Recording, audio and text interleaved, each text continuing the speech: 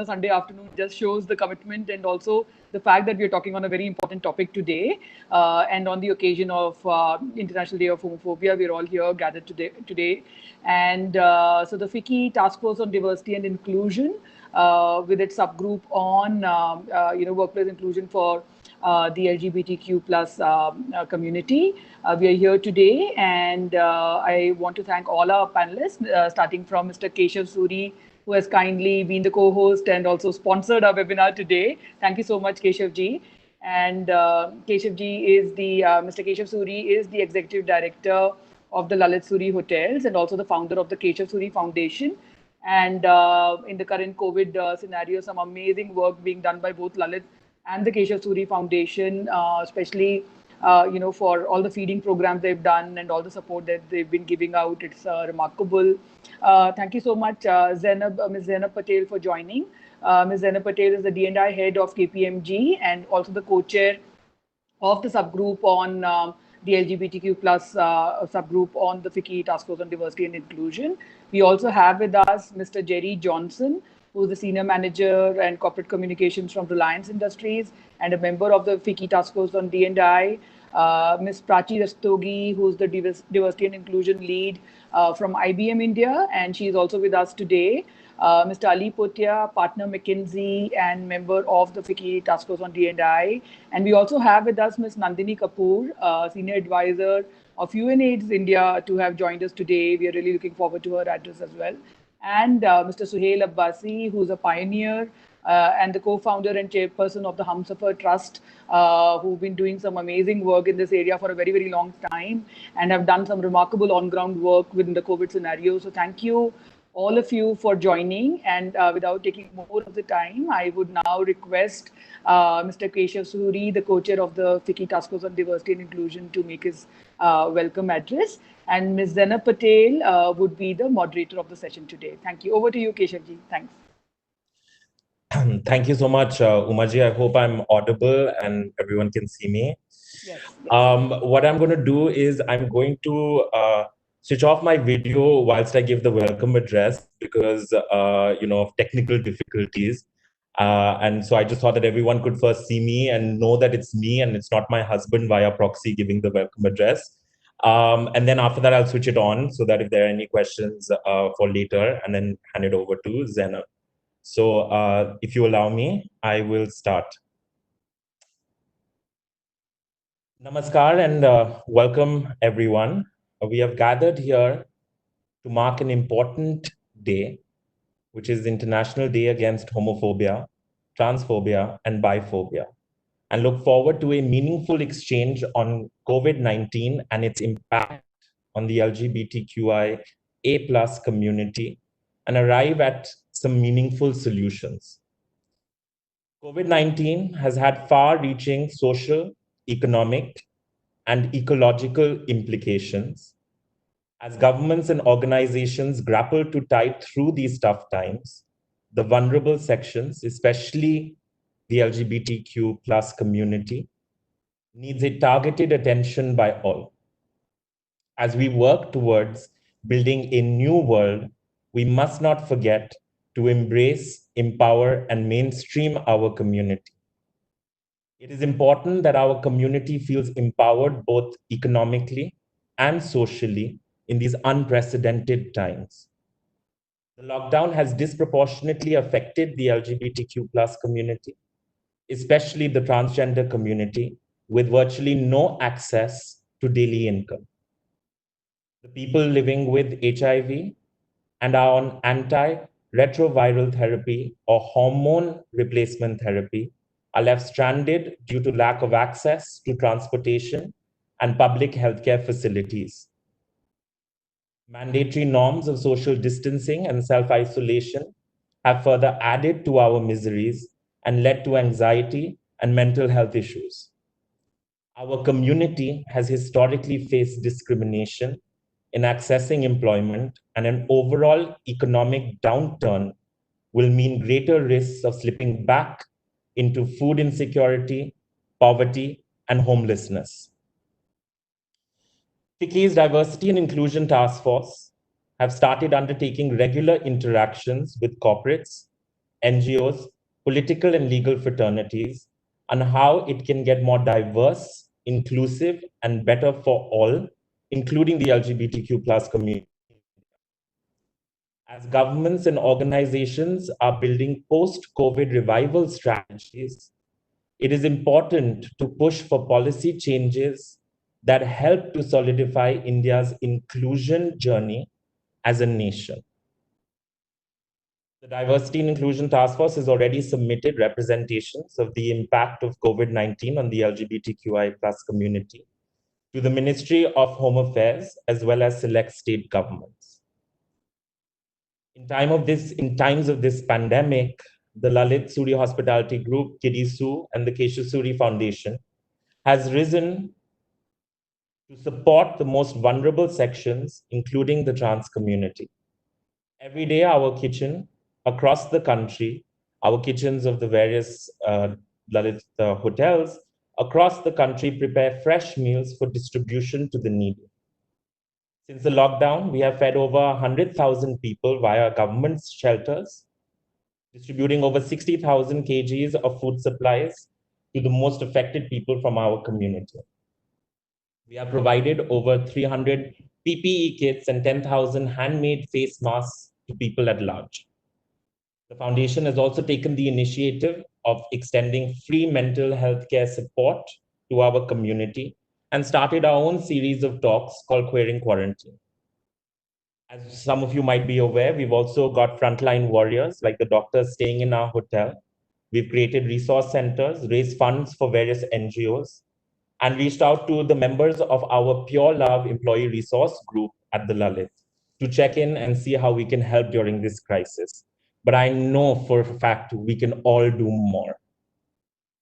Today's deliberation, we aim to achieve at policy points that will go a long way in creating mass awareness about the rights of the LGBTQI plus community and what does the future hold for our community, especially in livelihood building. How do we make sure that the safe spaces that we created in a pre-COVID world continue when our community is facing the biggest threat of being shoved back into the closet and being made invisible again? Looking forward to our discussion. Over to you, Zainab.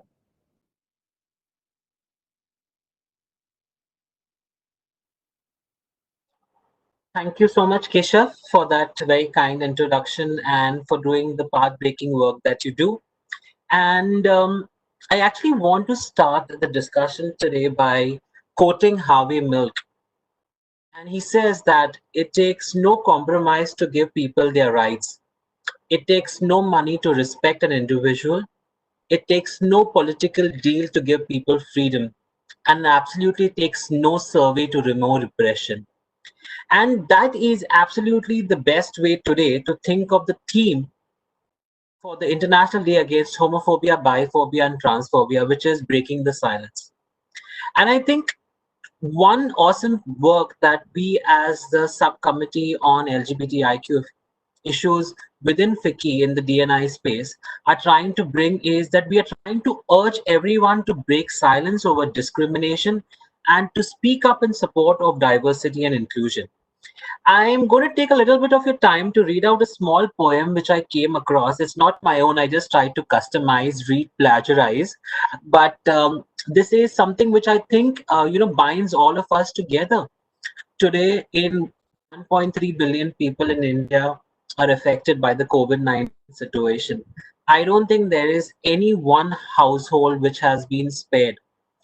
LGBTI people, I mean, imagine the situation for a young adolescent LGBTIQ community person who's forced to be with his homophobic family member or friend or flatmate, or of a trans person who's just committed suicide last week in Malad, Malvini, to people who've lost some of their loved ones to the violence, for perhaps a lesbian person who has to deal with slurs across for her. And I think in this particular time, the most important thing is to talk about respect, empathy, and responsibility. And while we all do know that the only way to move forward is to speak about all of these issues.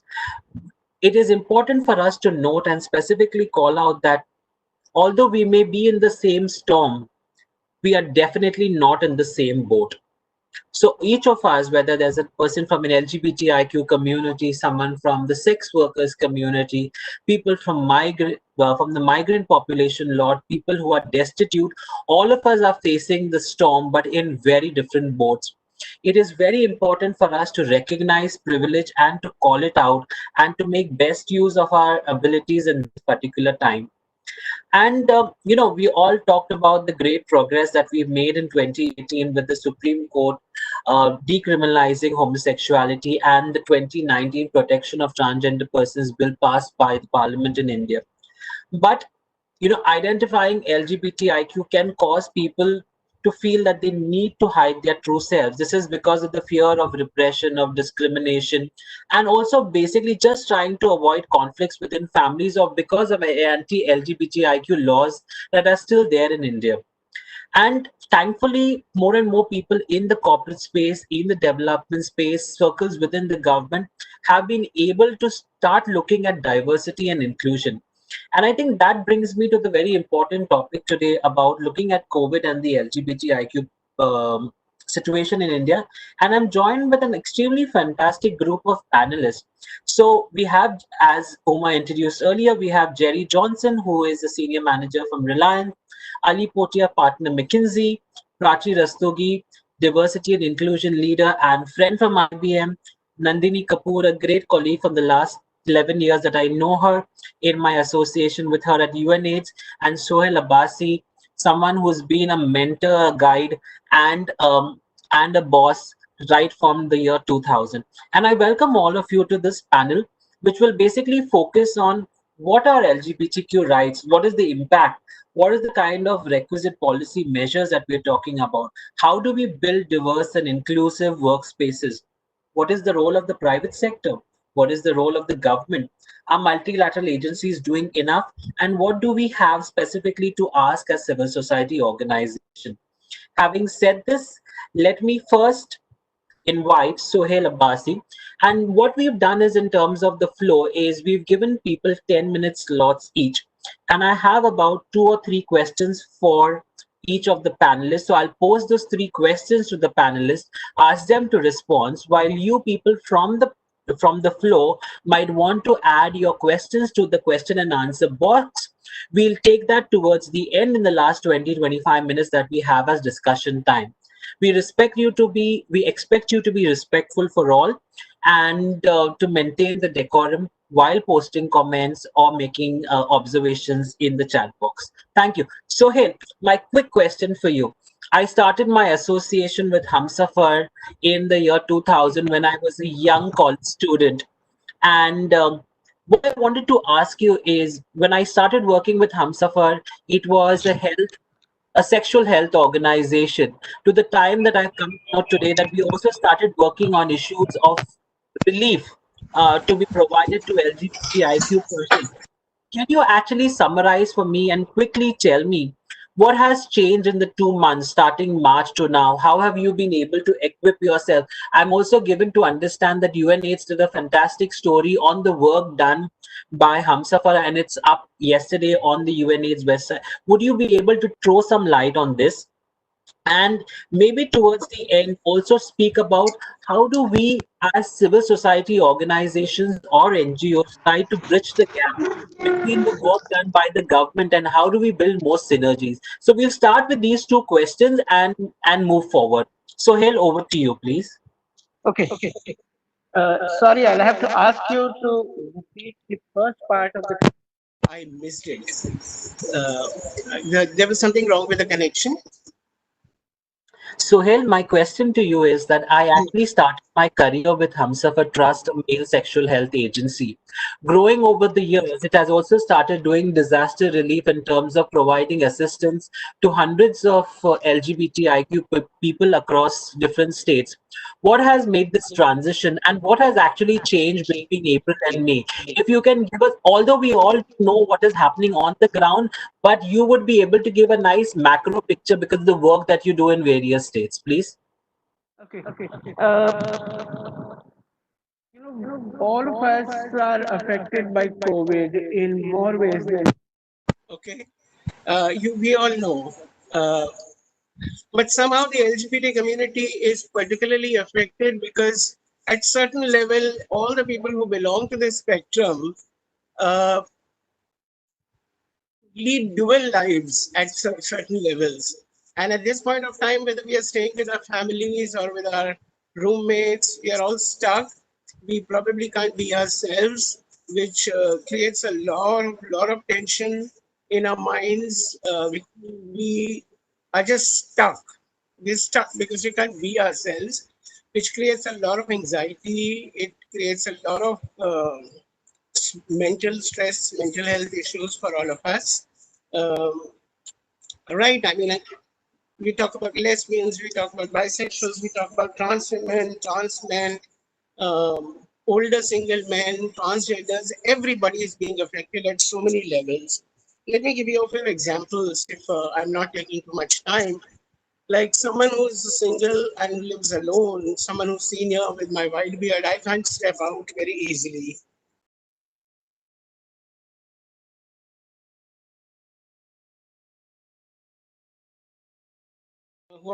Can you hear me? Sohail, we are having some audio issues with you. One is that your voice is reverberating, Yeah, and we're yeah. kind of losing you in the middle. Okay. So, Now we are good. Now we are good.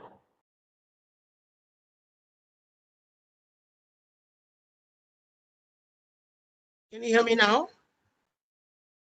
Yes, Sohail. All right. So, can I carry on?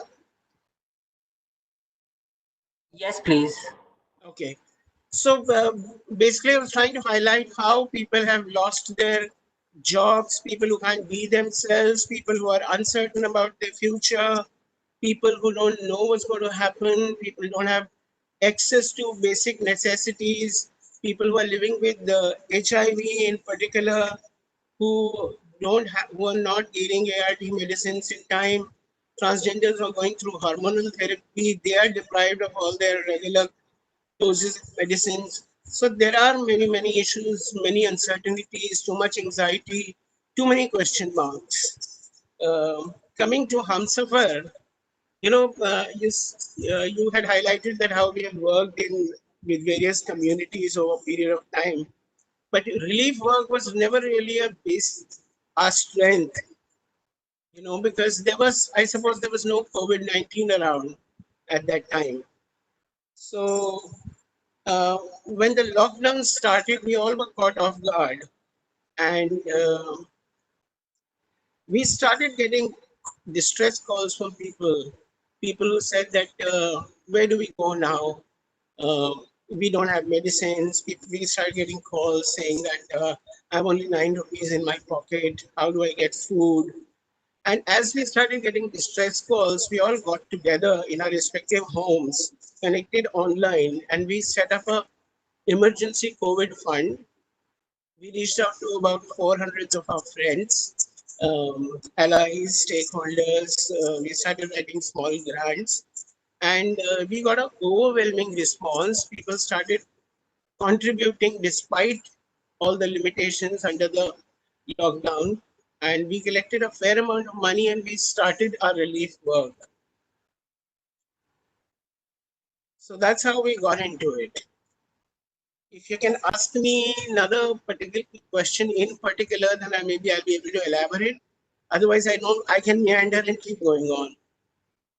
Sohail, thank you. One quick question for you is one, if you could switch on your video, so we would like to beam you across, and also we'll have you as part of the recording that we are doing for going live on YouTube. And also, we see that you've logged into two devices, so maybe if you switch on to just one, your audio quality would improve. Sohail, my question to you is secondly, the kind of relief work that you're doing, Mhm, essentially through resource mobilization, which you're doing as an organization, is mhm. what kind of lessons would you have especially for the government in terms of providing relief for LGBTIQ communities?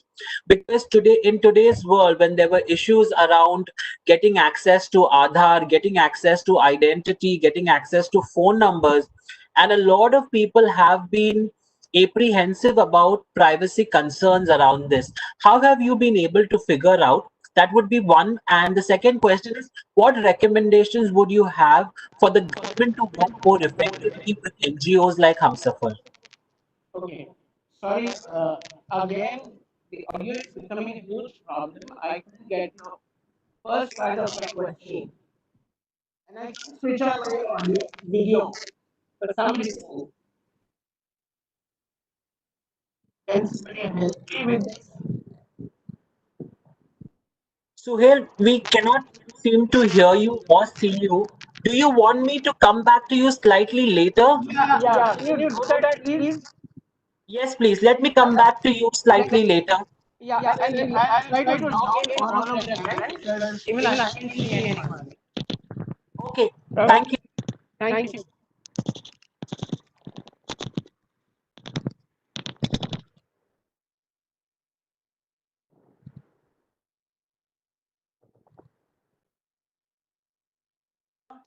And the first question that I wanted to ask you specifically, given you work in the consulting sphere, what do you think would be the economic impact of COVID-19 on the LGBTIQ plus community?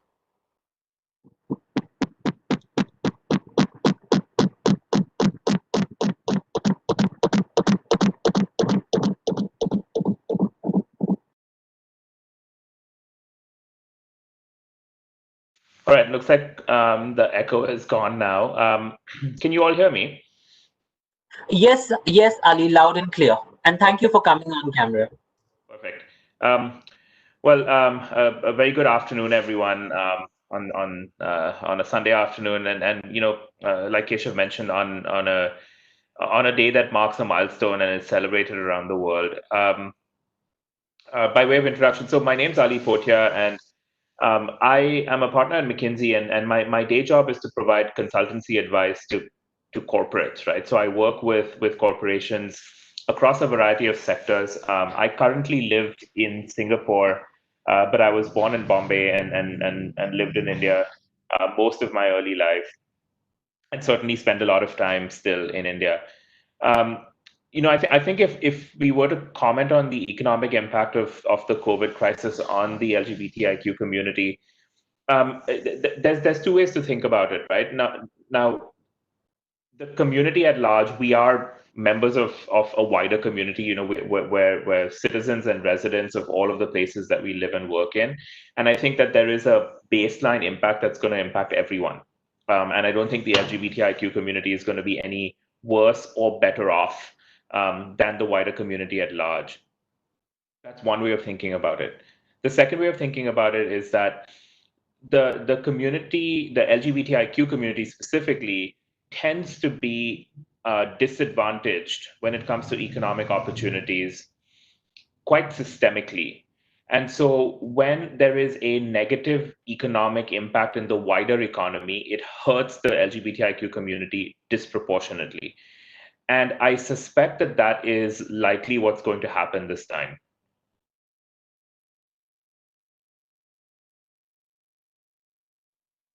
So, Ali, I mean, rightly said so. In terms of what do you think now that we do understand that there is a sizable economic impact on LGBTIQ condition on communities because of the increasing number of vulnerabilities that they face?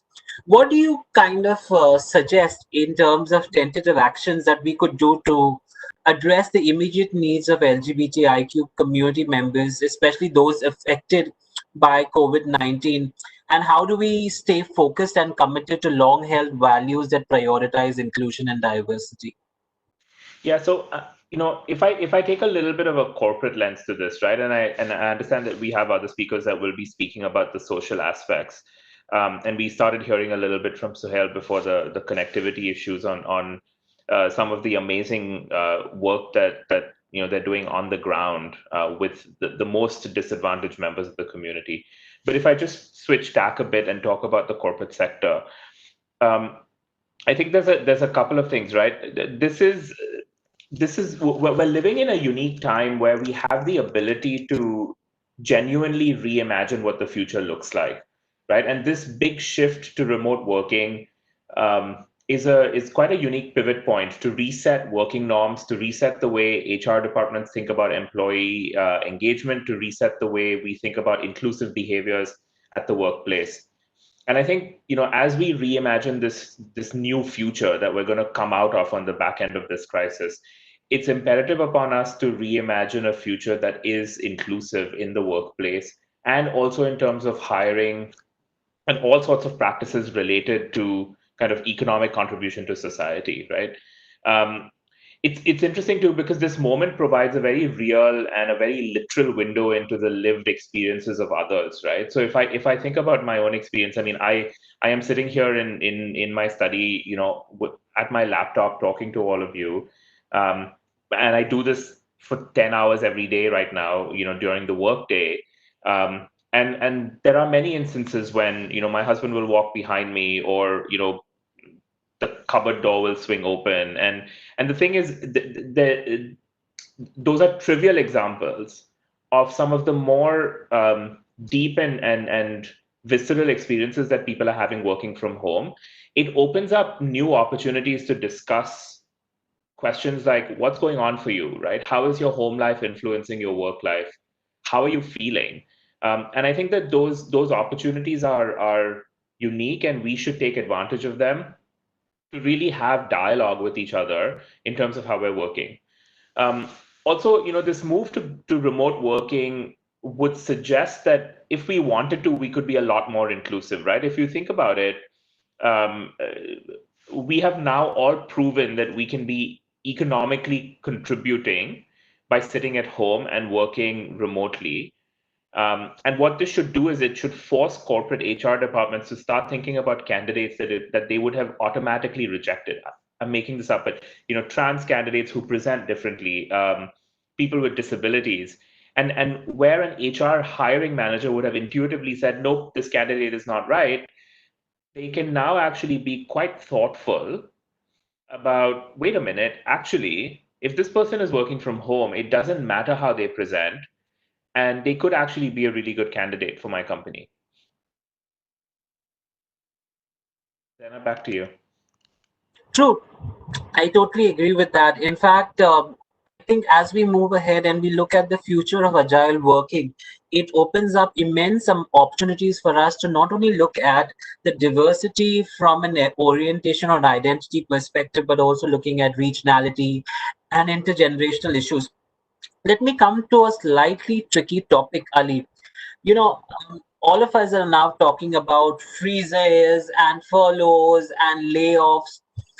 How do you think we'll be able to work with, say, leadership teams within the organization, one, to keep prioritizing diversity and inclusion, and to also keep up the hiring and diversity, statistics? Because one thing is, of course, when we look at it from a vision perspective, we are more ready than now to look at alternate work arrangements, including freeing up real estate spaces, etc. But, and this is a question I'm also going to be posing to Prachi, because both of you all will be talking from an essentially D&I experience. How do you think we should basically look and tackle the topic of keeping D&I to be relevant and to be on the LT agenda as we move ahead? Yeah, look, this is a really, really important question, right? And I think that there's a joke in the consulting industry, at least, that when times get tough for companies, the first budget to go usually is the consulting budget. The second budget to go is the IT budget. The third budget to go is the marketing budget.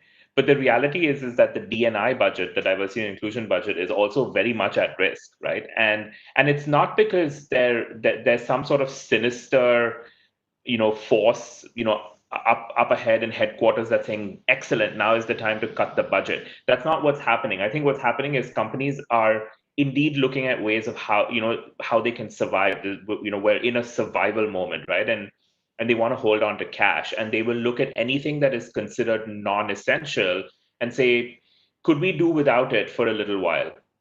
So the risk is as follows, right? One, let's acknowledge the fact that companies genuinely are in trouble and that they need to preserve cash. There's no question about that, right?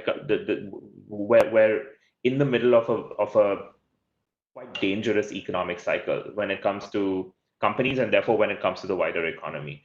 So that much is real. But the second point, which is how do you then have a dialogue with senior leaders about the importance of a D&I budget or the importance of ensuring that you maintain a focus on D&I? The way I think it needs to happen is as follows, right? If you look at the last economic crisis in 2008, 2009, and we at McKinsey have done lots of analysis of companies that survived and thrived through the crisis. And one of the common features that we found of all companies that thrived through the crisis was that they took what is known as a through cycle mindset. So the mindset of the company was, we are looking through this economic cycle onto the next one, right? And if you take a through cycle mindset, you realize that there are some things that make you more competitive in the marketplace. Obviously, having better technology and better technology infrastructure makes you more competitive. Having better connection with customers and therefore good marketing makes you more competitive. Having a diverse and inclusive work environment, an inclusive work environment and a diverse workforce makes you more competitive. There is no question about that. The data is very clear. And so if a company is taking a through cycle mindset of how are we going to continue to be competitive when we come out of the crisis, having an inclusive work environment and a diverse workforce is critical. Now, does that mean that they need to have a full-time employee looking at D&I right now? Maybe, maybe not, right? So one of the things that we have seen lots of companies do is instead of laying off their D&I coordinators and full-time employees dedicated to diversity and inclusion, they have asked them to take on other responsibilities that are more critical, more urgent right now, and then pivot back into their D&I role after the crisis is done.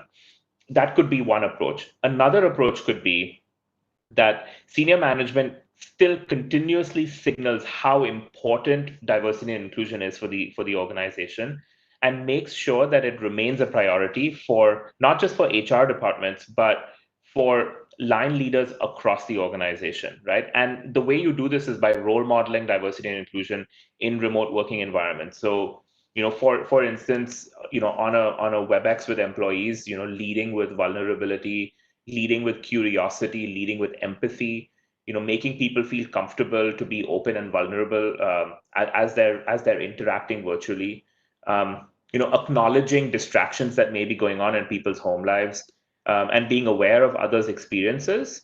I think those will all be critical. But look, the reality is we're in a tricky economics environment, and so it's imperative upon us to have those conversations with senior leaders about this through cycle mindset and about maintaining diversity and inclusion. Thank you, Ali, because that's exactly part of the message that went out on Idaho Today from KPMG. It's celebrating and acknowledging people that diversity not only brings, difference of ideas when it comes to thinking, but it also impacts the way our reputation is seen and viewed at the marketplace. Thank you, Ali. I'll be back to you towards the end with some other questions as we move ahead. Thank you. Jerry Johnson, over to you. Jerry, I particularly when I heard you speak together, and when we were in the same panel together in Mumbai, and I was actually thinking of your book, and specifically in today's context, how do you think communication platforms can be used to basically remind stakeholders that inclusion is a value that should not underpin our response? Hi, Zainab, and good afternoon to everyone.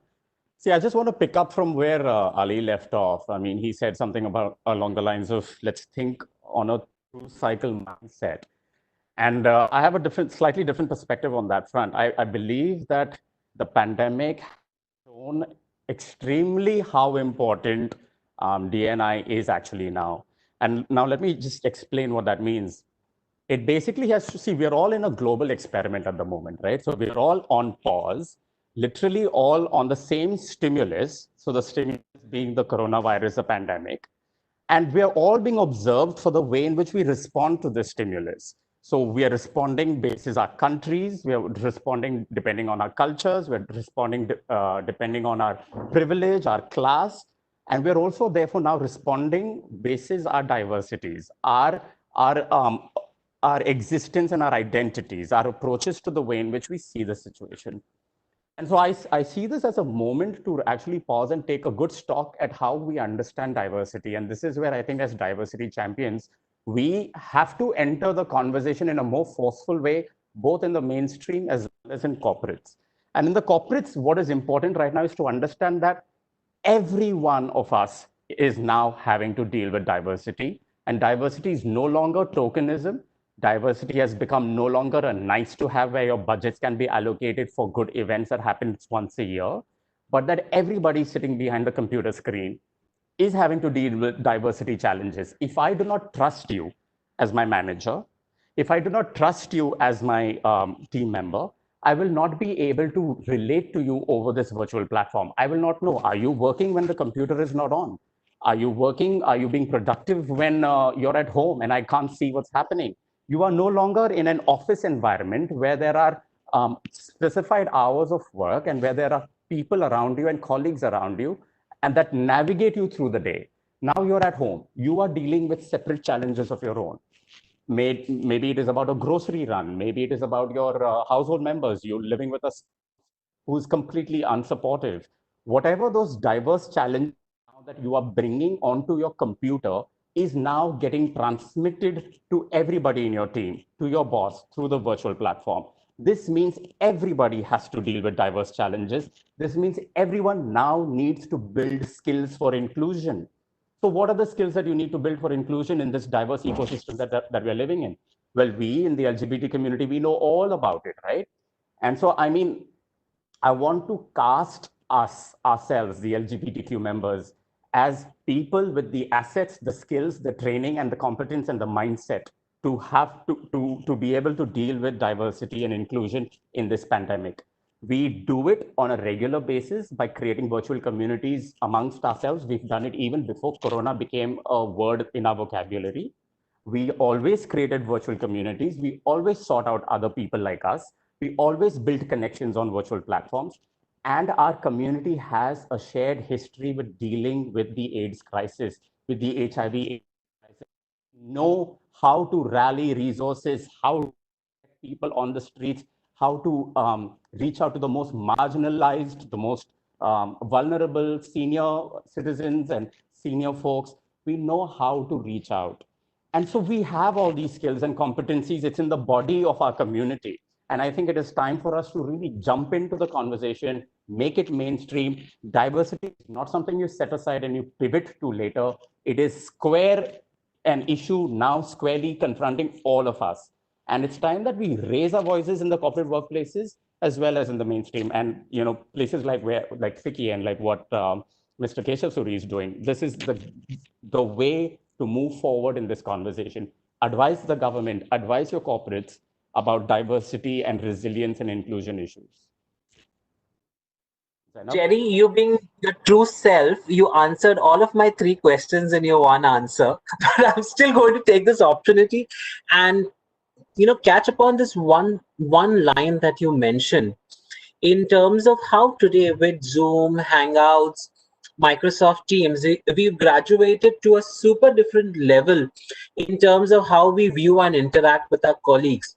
And there are times, and I give my own personal example, that it's the month of Ramadan, and I do not necessarily have my hair done up, or at least I do not look as presentable in the morning for a 9 a.m. call.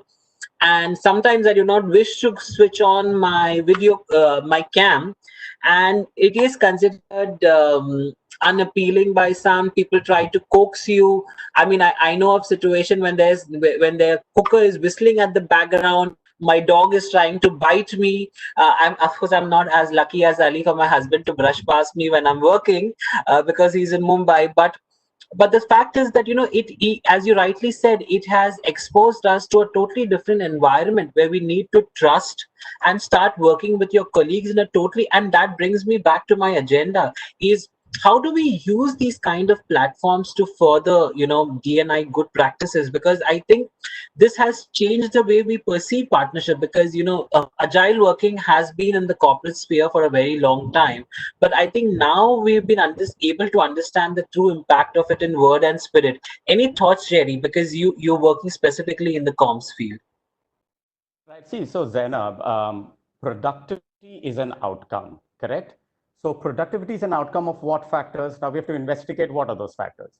So productivity is an outcome of psychological safety, is an outcome of the skill sets and the competence that you bring to the table.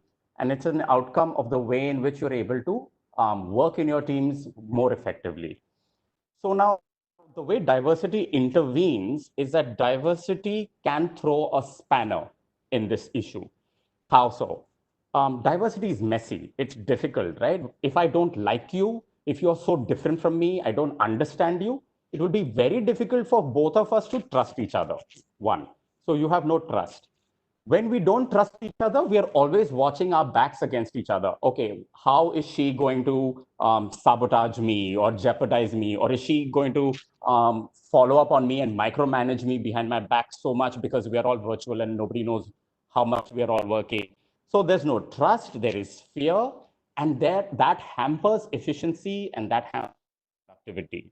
So you have to trace these steps out to your company, to your leadership, to your HR business leader, that if you need to have productivity as an outcome, you need to know how to deal with diversity and the messiness that it introduces, because diversity introduces inefficiencies. It's highly effective when you're able to get somebody on your side, but it's a very difficult process getting that person on your side. How is that process difficult? You have to establish trust, you have to establish a relationship, you have to get that person to come along with you. You need to be able to have an open conversation that opens your vulnerabilities to each other. Can I be safe to say that I have a partner at home with whom I live with, and I have different challenges that I face? All of these are difficult conversations. I mean, we see our world being polarized, right, between left wing, right wing, this and that. The reason of the polarization is because we don't like diversity. We don't like the different. We don't like the other. The opposite of diversity is herd. So if we want to stay in a herd, if we want to stay along with like-minded people and people who are like us, then the nice name for it is community. The bad name for that is herd. And so my basic suggestion is to say that diversity is a central conversation in India, for governments, for corporate leaders, for business leaders. And we as diversity champions in the LGBTQ communities, we have the skill sets, the mindset, and the understanding of what it takes to really drive diversity and inclusion in today's environment. And we need to be more vocal about it. We need to be highly empathetic to the other point of view. We need to be highly empathetic to another kind of existence. So yeah, I don't know, does that answer your questions? Not only answers question, it provides me with the perfect peg for getting on to my question to Prachi, Rastogi, friend and colleague. And thank you, Ali. Thank you, Jerry, for actually pointing it out that diversity is messy, diversity is difficult, and yet it is going to be the right thing to do as I move forward. And Prachi, my first question to you is, coming from the fact that you work with IBM, what is the kind of role that you think is the role of technology in supporting LGBTIQ people in this current context? And would you be able to throw some best practices around the work that you have initiated both at IBM and what you've heard around globally? Okay, thanks a lot, Zainab. Thank you very much for having me here, first of all. And it is absolutely lovely to hear all the panelists, especially Jerry just now. Thanks for your passion and wonderful talk. There were so many learnings, Jerry. Thanks. So, Zainab, I can tell you and everyone on the call that I've always been a proud IBMer, but since the lockdown, I'm almost like falling in love with IBM. And I'm not just in denial mode for diversity and inclusion. I lead diversity and inclusion for the whole of India, South Asia, for almost 2 years, more than 2 years now. And I can tell you that 99% of IBMers are working from home quite successfully. And despite a reasonable amount of scrutiny on the budget, there is not a single cut on the diversity and inclusion budget. In fact, the first talk that our chairperson Arvind did, he clearly said that this is the time to be the most inclusive for every diverse constituent, for every human being that exists at IBM and in your family, whether it's promotion, whether it's even if your company is laying off people, even then making sure that your dashboards are in place to see how many people are going from which community. It's extremely important right now, because if we don't take care of it and just sort of saying that no, we are gender equal and it's going to be the same brush that we are going to paint people from, it will not happen, because it's so unconscious, the bias, that you will see that a lot of people from the LGBT plus community, you'll see a lot of women have lost jobs. So we have to be extra alert about that. That's would be my message to the corporates, and my message to the people from the community would be that whenever there's a challenge, I think if we are alert, if we are awake, we see growth. And if we are in slumber, if we are in victim mode, then there will be a lot of negativity to that. So, as a DNI head of IBM, we are refocusing all our projects that we have, all the diversity and inclusion programs. This happened with us from almost just before the lockdown itself. We had a global call across geographies.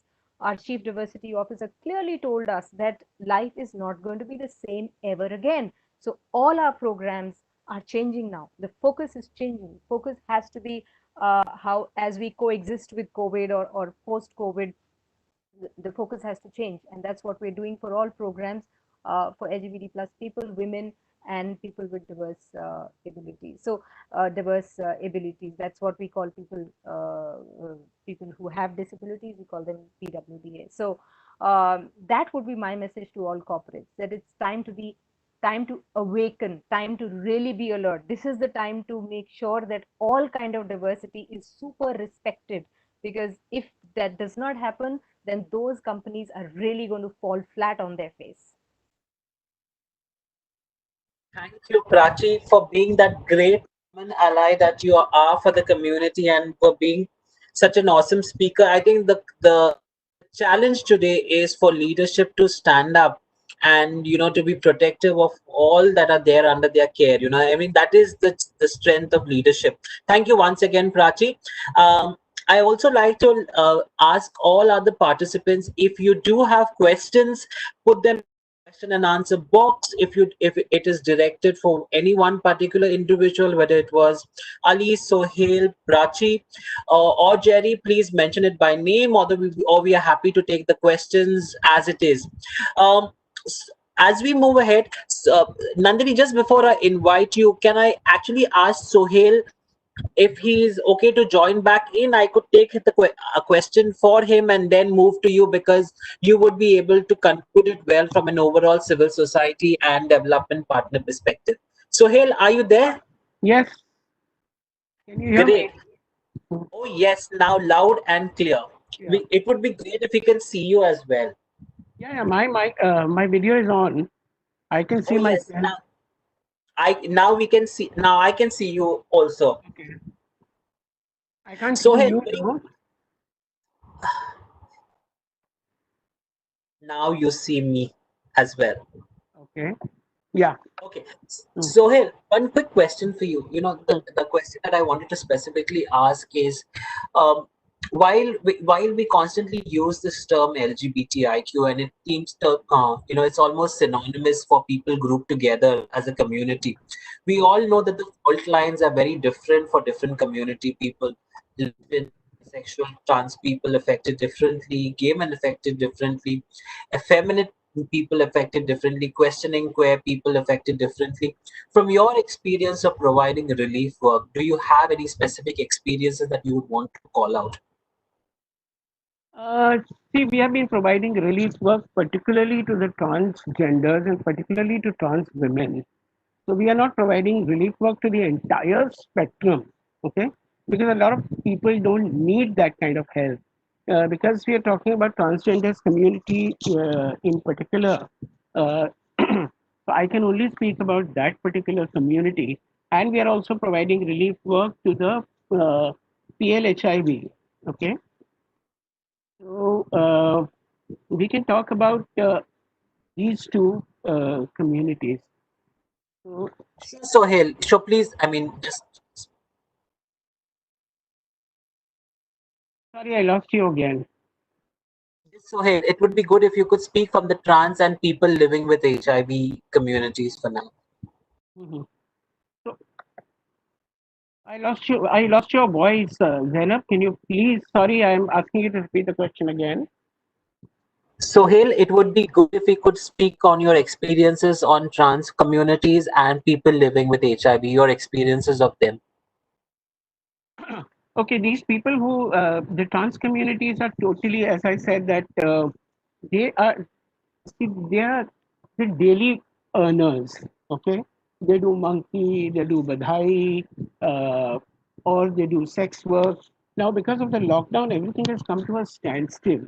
Okay, and they can't move out. They can't get any kind of income. They are particularly vulnerable, and uh, it's really sad, but we try to reach out to them, and uh, they also live in clusters.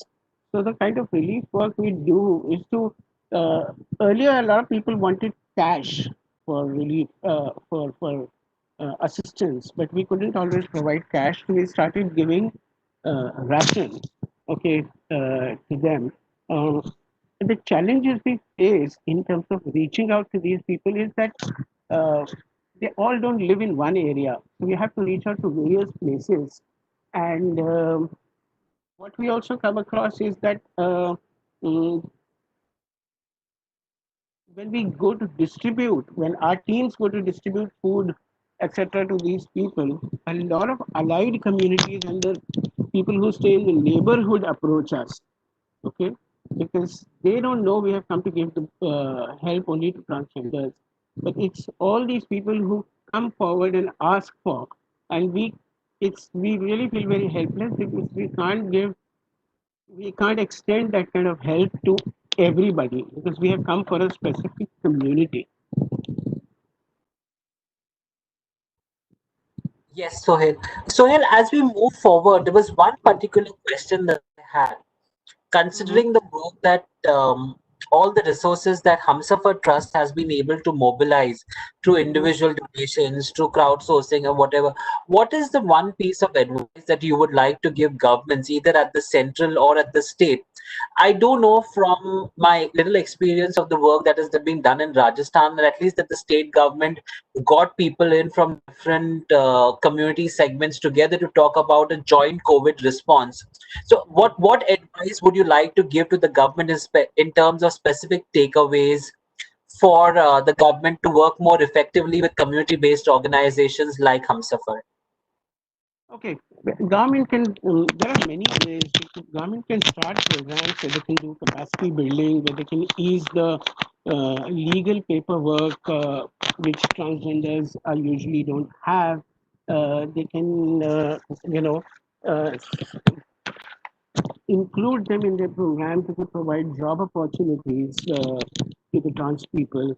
And there are lots of things people can do. The government can do. I would also advise Fiki to be of help and help us out in terms of how do we advocate, how do we lobby with the government and the government authorities, who are the people within the system that we should reach out to, who are the decision makers, and how do we get them to support us and uh, further our cause.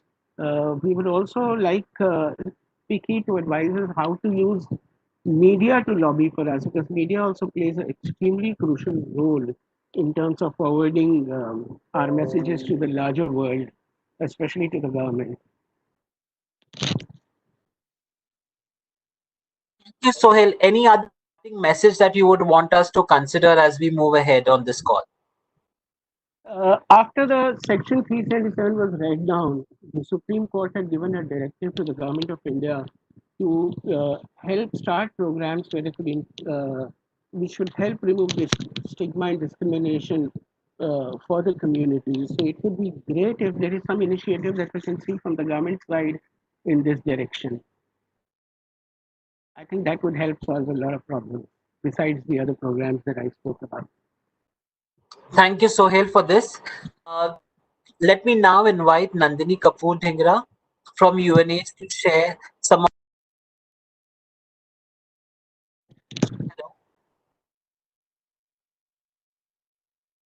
Nandini, are you there?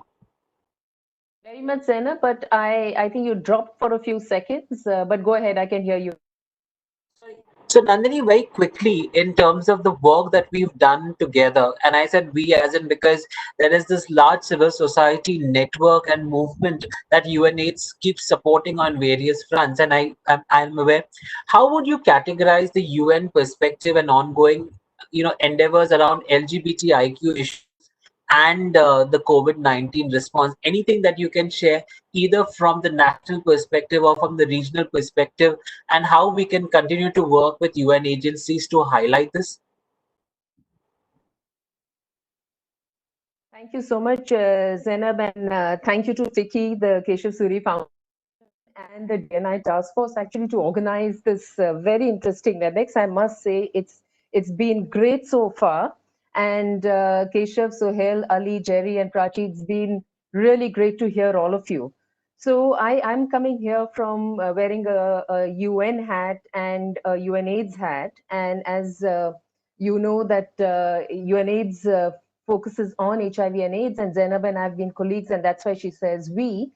So I think what I'd like to focus on in terms of the community and how the whole mobilization with the LGBTQI community over, I would say, more than a decade, and using HIV as an entry point has been able to impact on policy, on programs, as well as, I would say, to a large extent, bringing community to center stage. Clearly, I think what we have learned from HIV's experience has been a human rights based approach, and really to look at a community centered and the need to have an informed response, right, which embraces solidarity and kindness. The other thing that we clearly learned was trust. And I think one of the speakers earlier talked about trust. So I think really trust between the community, between the government, private sector, and other stakeholders, which is key. I think Jerry talked about the experience with the HIV response, and those of us who've been part of the response know that the partnership, as well as Sohail would and Zainab does, that the partnership which the community has within themselves, as well as with the government, as well as with other stakeholders, has been immense.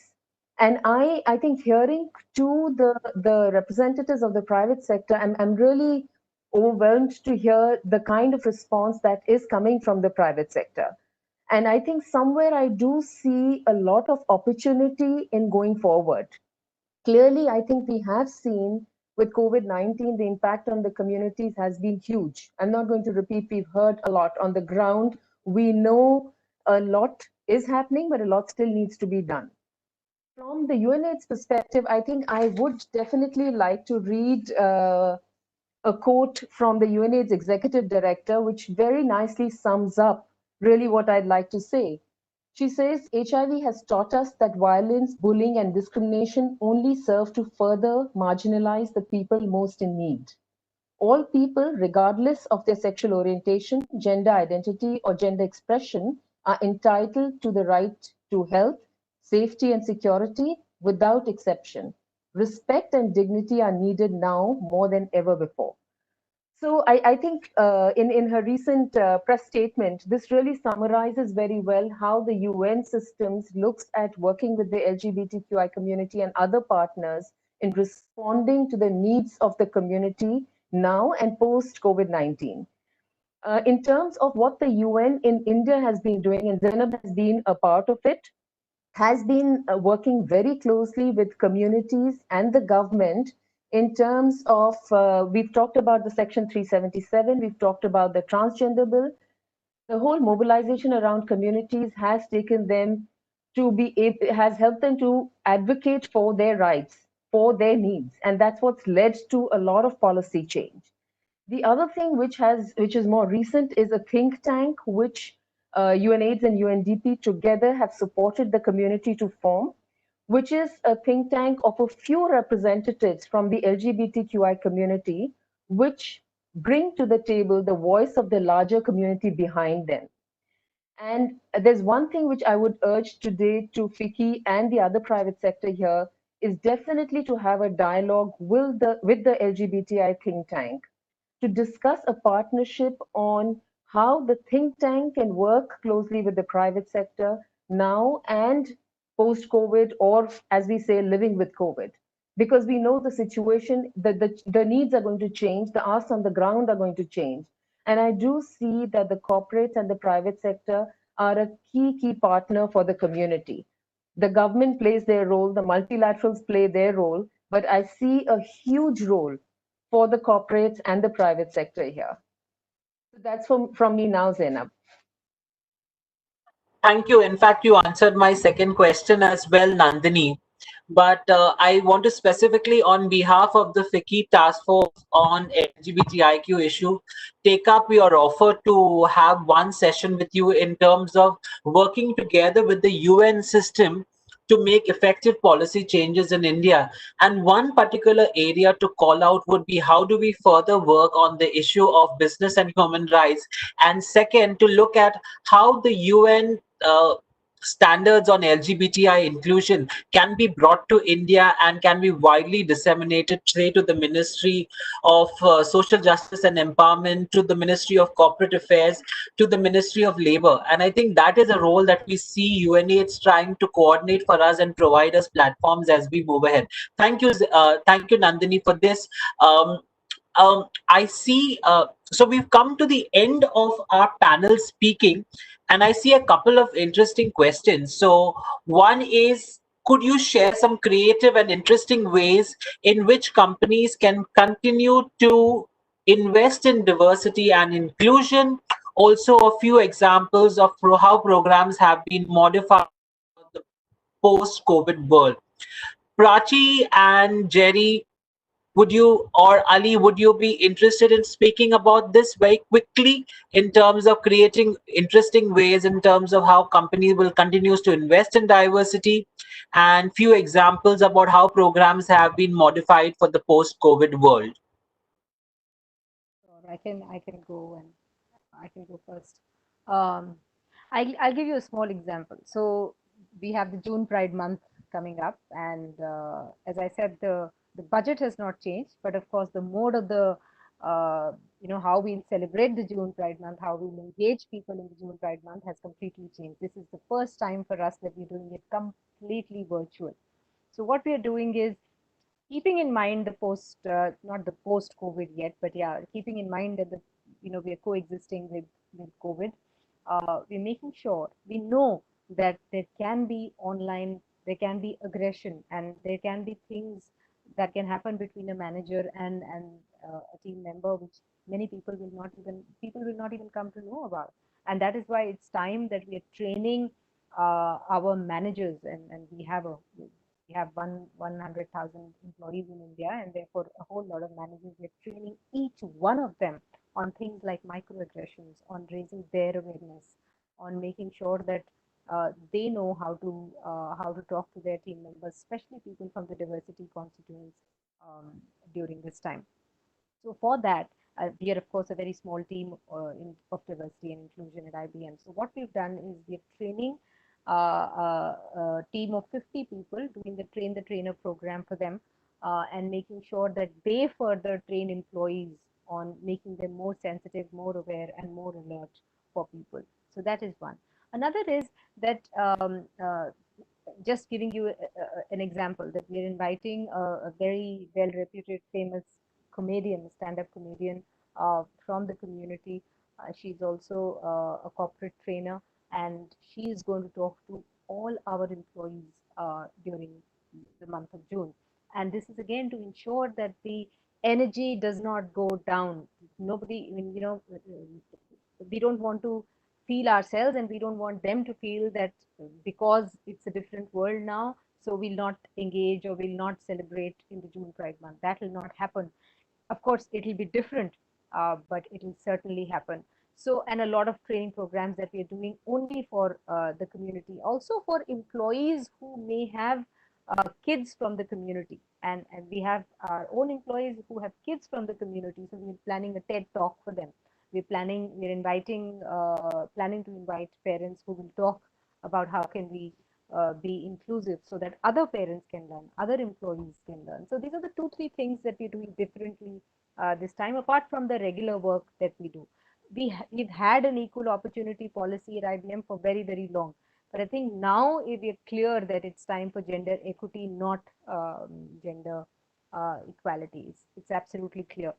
Another thing that we're doing is that we're inviting a lot of leaders, not just from IBM or other geographies, but from outside as well, to talk to employees, and especially to diversity constituents, because it's extremely important right now that we are in touch with people. I think communication right now is so important. I think Zainab, you said that people sort of indirectly force you to come on camera. So in the very beginning, we set out a few rules that if people are not camera ready, it's totally okay. As a manager, as somebody who leads, you have to be sensitive that people, it's okay for people to not be camera ready. It's okay to people to be not looking beautiful and good all the time. It's okay.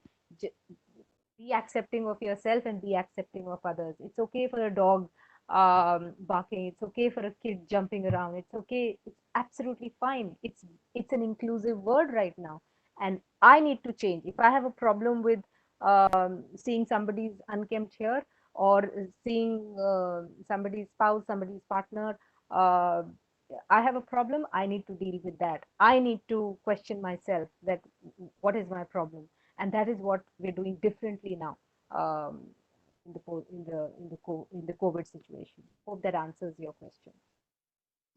Thank you, Prachi. That did answer my question. Let me come to one more question, and I'll probably take that to Ali or to Jerry. In terms of the government public procurement system, which stipulates that there is at least 4% of the total diversity should come in from MSMEs owned by minority suppliers, basically from the SC/ST community. How do we work on getting LGBTIQ included in a definition of minority so that it further translates into policy and that further leads to economic empowerment of the community? Any cues?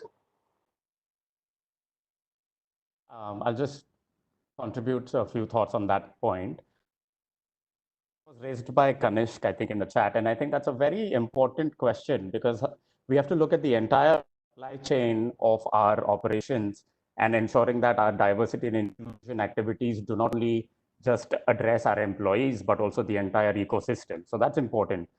But you can't do that unless you are willing to be visible and speak about it, right? So our procurement departments typically have their own criteria of how they include certain suppliers and vendors on board. And some of those criteria are dictated by the government.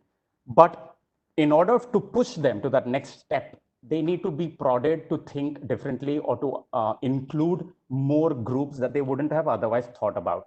And that prodding and that pushing happens only when somebody in the organization or in the ecosystem is visible and brings that up. And which is why I think visibility is a very important aspect of the conversation on inclusion and diversity.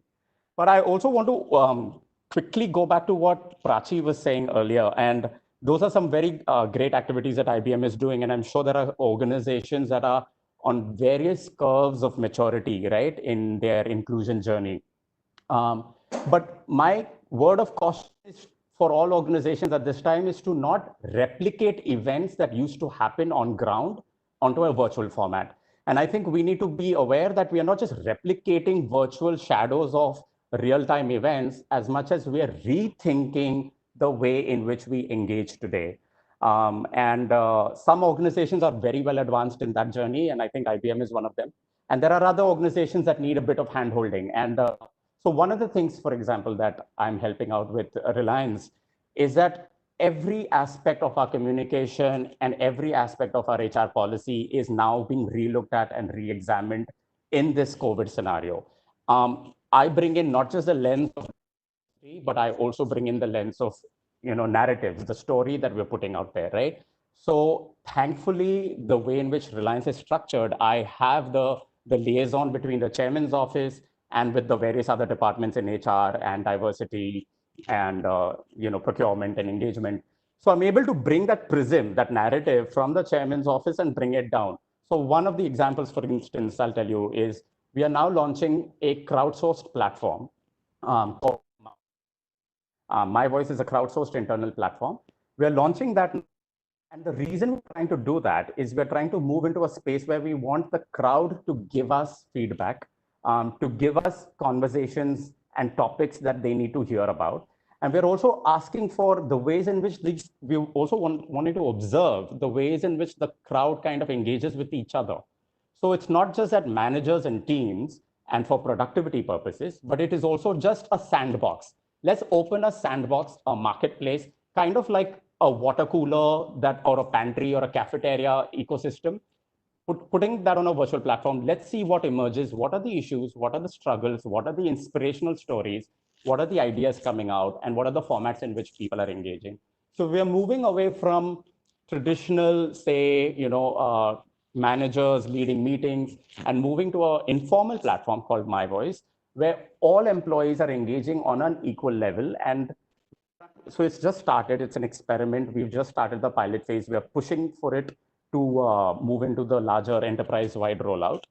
But this is just one way in which I'm pushing for the concept of diversity no longer being a D&I department issue, but diversity being a challenge for everybody, including the cisgender, the heterosexual, the straight, the male. Diversity being a challenge for the best of our leaders, and therefore how they can kind of include different people into their working styles. So that's just one example. So I hope I answered Kanishk's question about the procurement and the issue about what are the ways in which we can creatively push diversity in the organization. Thank you, Jerry. I'll come to the last question of this evening in terms of as remote working becomes more and more acceptable, is there a risk of inadvertently perpetrating trans and homophobia? Do you see a possibilities that people might be less likely to accept diverse communities being present in person at the workplace?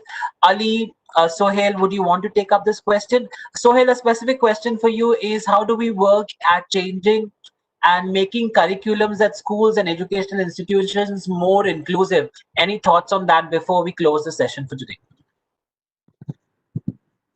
I think a lot of sensitization is required, and it, as you correctly said, that it has to begin at schools, because a lot of bullying happens. We often brush aside the behavior of children, but the LGBTQ children face a lot of bullying at school.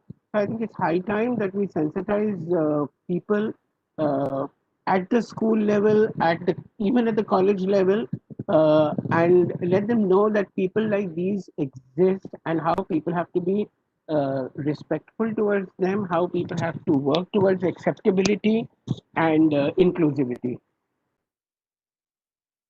Thank you, Sohail. Ali, any closing comments from you before we go on to the concluding remarks?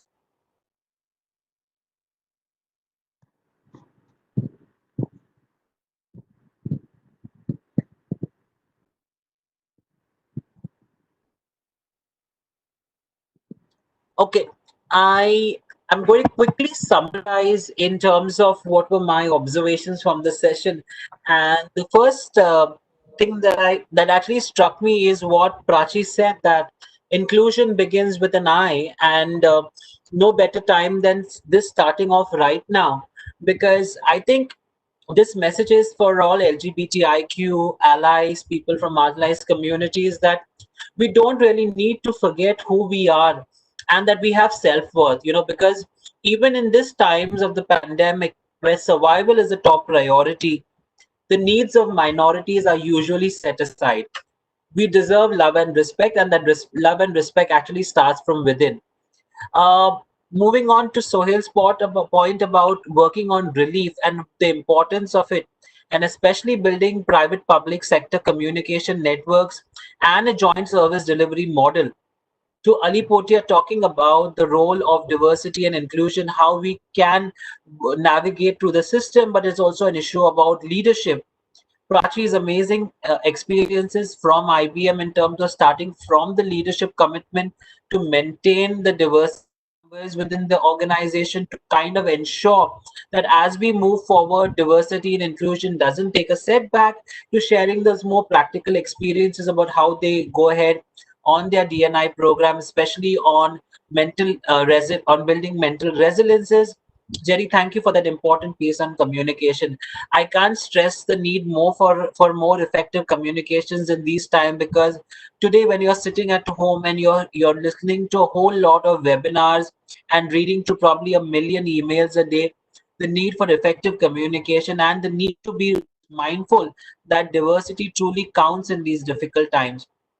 Nandini, thank you so much for talking about the UNAIDS LGBTI think tank and the offer to work or to do something similar, or at least in terms of a session or a roundtable with Vicky. I'm sure on behalf of Vicky, we can explore something. In fact, this was something that I also had mentioned earlier. This is something great and gives us some concrete steps to move forward. I think Uma, Bavleen, Keshav, and the rest of people who are on the FICCI task force, we need to be mindful that as we move out of this lockdown period and we tend to go into the business as usual mode, we need to figure in that there are certain steps that the LGBTIQ community need to take to be able to step into that. We also need to work with UNAIDS and other development partners in try and understand and bring the UN standards of workplace to India, and how we can effectively partner with the International Labour Organization and other forums and bodies to make this a reality for all. And I think I actually just wanted to leave with one quote, which I feel is very important for all of us, is that, especially as I'm an out and proud trans person, and just about every person in this room and who's listening to us through YouTube channels, is that we, the LGBTIQ plus community, have to survive. Have two tasks ahead of us. One is to survive this entire pandemic, but to be also be able to gather strength and courage to tell our stories. So people, institution, governments will not make the same mistake again.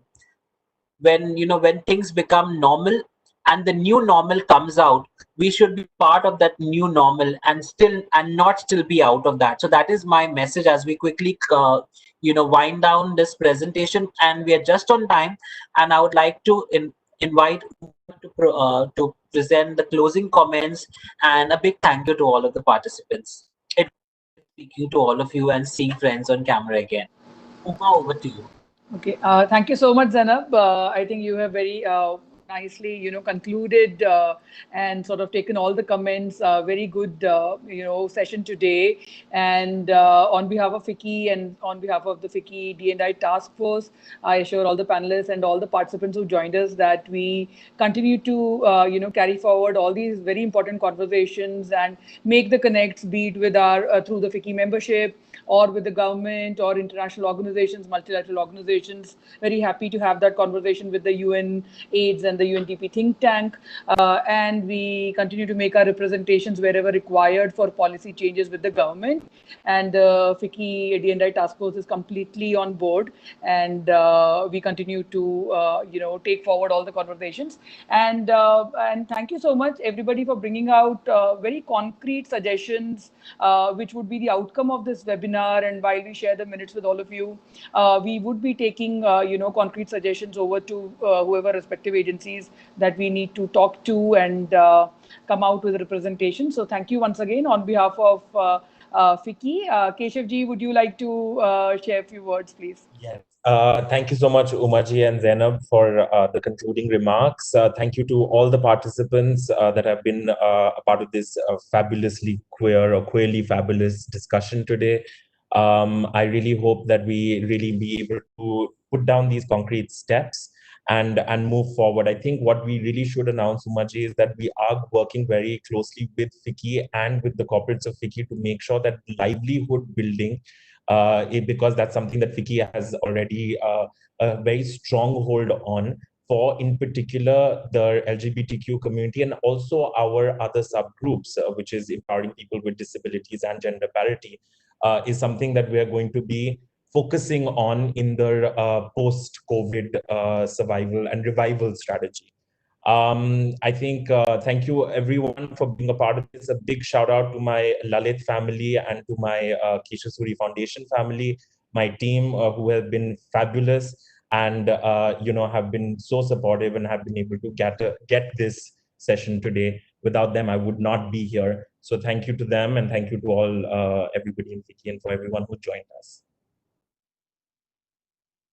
Thank you so much. Thank you for joining. Thank you. Thank you and good evening. Yeah, good evening. Thank you, everyone. Everyone. Thank you very much, and Zainab. bye-bye. Thank you. Everybody keep Bye. safe. Bye-bye. Thanks. Keep safe. Bye.